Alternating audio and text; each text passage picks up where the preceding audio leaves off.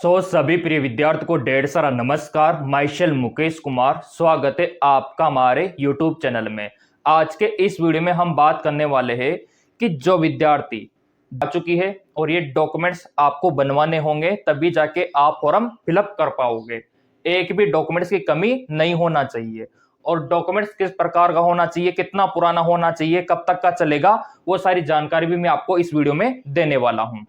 तो देखिए मेरे प्रिय विद्यार्थियों, चाहे आप एम्स बीएस नर्सिंग का फॉर्म भरो, चाहे आप अपने स्टेट का फॉर्म भरो, आप में से बहुत सारे यूपी के होंगे, बिहार के होंगे, राजस्थान के होंगे, एमपी के होंगे, हर एक स्टेट में डॉक्यूमेंट्स की जो रिक्वायरमेंट है वो इस प्रकार से रहती है। तो यहाँ पे काफी ज्यादा कमेंट भी आ रहे थे प्रिय विद्यार्थियों के, सर फॉर्म के लिए जो डॉक्यूमेंट्स चाहिए वो कहाँ पे बनेगा, हमारा कास्ट का सर्टिफिकेट नहीं है और हमारा जो डोमिसाइल सर्टिफिकेट है वो भी नहीं है, तो ऐसे में आपको क्या दिक्कत हो सकती है। तो यहाँ पे देखो, आप पहला तो ट्रांजैक्शन सर्टिफिकेट ये जो है ये तो पेमेंट प्रूफ होता है, ये तो उसी टाइम पे आपको मिल ही जाएगा पेमेंट का प्रूफ, ठीक है।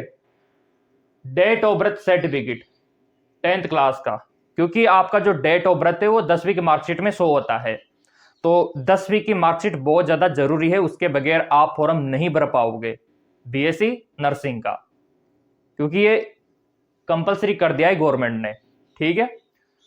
अब देखो मार्कशीट 10+2, अब यहां पे दिक्कत आती है उन विद्यार्थियों को जो अभी 12th में स्टडी कर रहे हैं, जो अभी अपेयरिंग में है।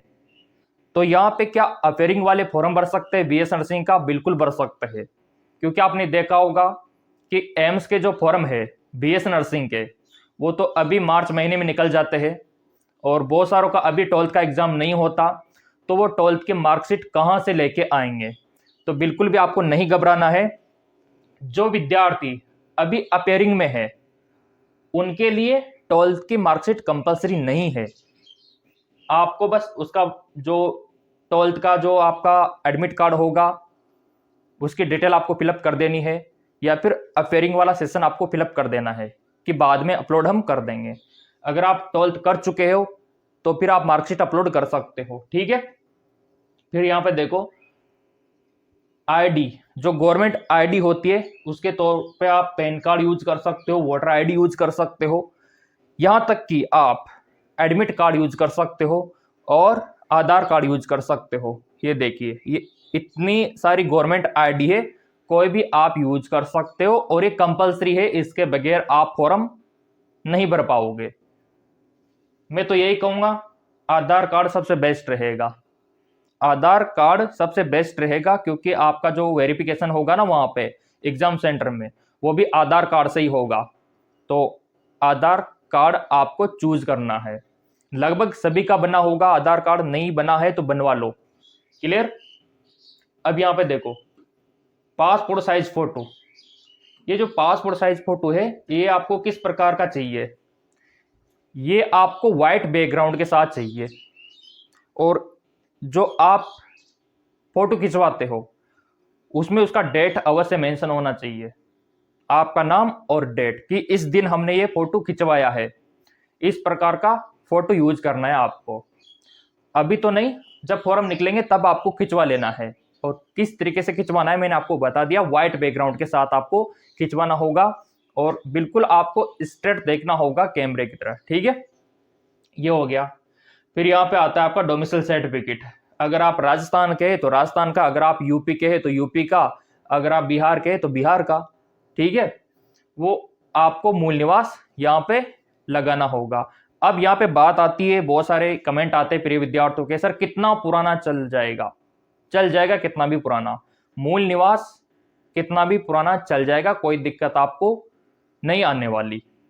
मूल निवास देखो यहाँ पे जो आपका है डोमिसाइल सर्टिफिकेट, इससे आपको रिजर्वेशन मिलता है, सरकार आपको आरक्षण देती है कि ये विद्यार्थी अपने ही राज्य का है तो इसको आरक्षण दो, ये फायदा आपको मिलता है इससे।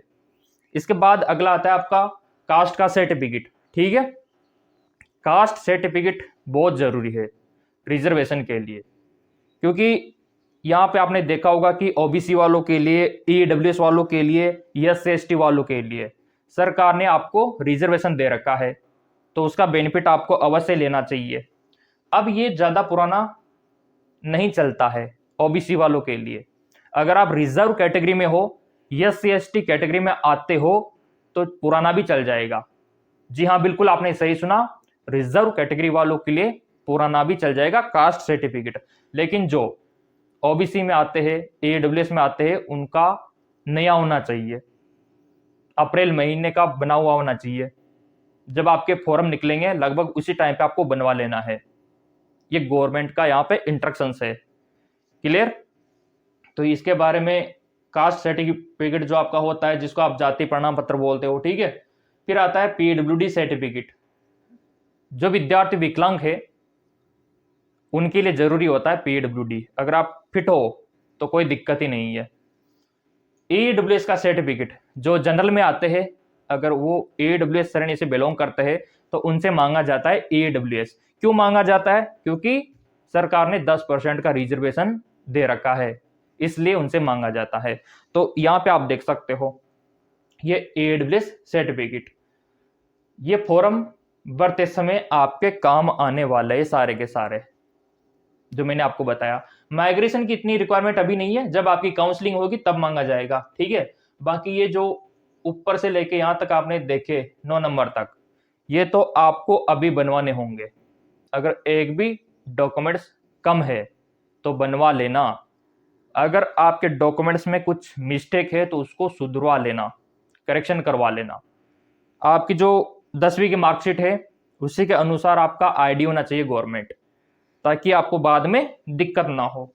तो अभी यहाँ पे आपने देखा 10वीं का मार्कशीट हो गया, ठीक है। 12वीं का मार्कशीट अगर है आपके पास तो, और आधार कार्ड, पासपोर्ट साइज के फोटो जो कि व्हाइट बैकग्राउंड के साथ होना चाहिए, आपका डोमिसाइल सर्टिफिकेट, मूल निवास। अब यहाँ पे बहुत सारे प्रिय विद्यार्थी बोलते हैं सर ये जो कास्ट का सर्टिफिकेट होता है ये सेंट्रल का होना चाहिए या फिर स्टेट का होना चाहिए।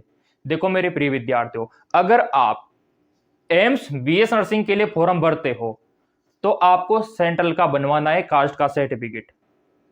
जी हाँ बिल्कुल, क्योंकि वो सेंट्रल लेवल पे आता है एम्स, तभी जाके बेनिफिट आपको मिलेगा। अगर आपका लक्ष्य है कि हमको तो बस अपने स्टेट में फॉर्म भरना है, राजस्थान में फॉर्म भरना है, यूपी में फॉर्म भरना है, और MP में फॉर्म भरना है, बिहार में भरना है, तो आप स्टेट का बनवा सकते हो, यहाँ पे कोई दिक्कत नहीं है। लेकिन आपका ड्रीम है एम्स में जाने का, तो आपको सेंट्रल लेवल का बनवाना है कास्ट का सर्टिफिकेट। ये क्लियर हो गया? तो ये और PWD सर्टिफिकेट मैंने बता दिया, और AWS अगर आप एप्लीकेबल है तो ये डॉक्यूमेंट्स आपको बनवाने होंगे। अब आप बोलेंगे सर कोई डॉक्यूमेंट्स में कमी रह गई तो, कमी रह गई तो फिर आपको रिजर्वेशन में दिक्कत होगी, आरक्षण आपको नहीं मिलेगा, फॉर्म रिजेक्ट होने के चांस रहते हैं। तो ऐसा काम क्यों करना? फॉर्म आने से पहले मैंने आपको अलर्ट कर दिया, और मैं तो हमेशा आपको अलर्ट करता हूं। जिन्होंने सब्सक्राइब कर रखा है, बेल आइकन पे प्रेस कर रखा है, उनको तो सब पता है कि ये जो चैनल है सिर्फ और सिर्फ BSc नर्सिंग वालों का है। हर एक अपडेट आपको BSc नर्सिंग के रिगार्डिंग यहाँ पे मिलती है, चाहे वो आपका एम्स हो, BHU हो, चाहे आपका RUHS हो, अटल बिहारी हो, आपका professional examination board Madhya Pradesh का PNST हो, हर एक अपडेट मैं आपको यहाँ पे देता हूँ। डॉक्यूमेंट्स के बारे में मैंने आपको बता दिया, वैसे तो हर एक के बारे में, चाहो तो आप इनका स्क्रीनशॉट भी ले सकते हो। यहाँ पे आपका स्टेट मेंशन कर देना जो भी है, ये वाला डोमिसाइल, तो आपको कोई दिक्कत यहाँ पे नहीं होगी। इतना बताने के बावजूद भी कोई डाउट रह गया हो तो कमेंट कर देना। वैसे तैयारी ऑनलाइन और ऑफलाइन शुरू है। जिनको एम्स की तैयारी करनी है, BS नर्सिंग की तैयारी करनी है, आपके अटल बिहारी की अगर आपको तैयारी करनी है, RUHS की करनी है, तो नया बैच ऑनलाइन और ऑफलाइन स्टार्ट है। आप ऑफलाइन भी यहाँ पे आ सकते हो। अगर ऑनलाइन तैयारी करनी है तो MKS अकेडमी ऐप के थ्रू आप कर सकते हो। टेलीग्राम फॉलो कर रखा होगा तो इंपॉर्टेंट MCQs वहाँ पे आपको दे देंगे, और जो हमारा GK MCQs MK चैनल है वहाँ पे भी क्लासेस स्टार्ट है, फ्री पोस्ट, उनका फायदा ले सकते हो। अधिक जानकारी के लिए आप इन नंबरों पे व्हाट्सअप कर सकते हो। ऑनलाइन कोचिंग जिनको लेना है, क्योंकि कोचिंग आप लोगे तभी आपका सिलेक्शन हो पाएगा। बाकी चैनल सब्सक्राइब कर रखा होगा तो अगला अपडेट सबसे पहले आप लोगों को मिलेगा। धन्यवाद।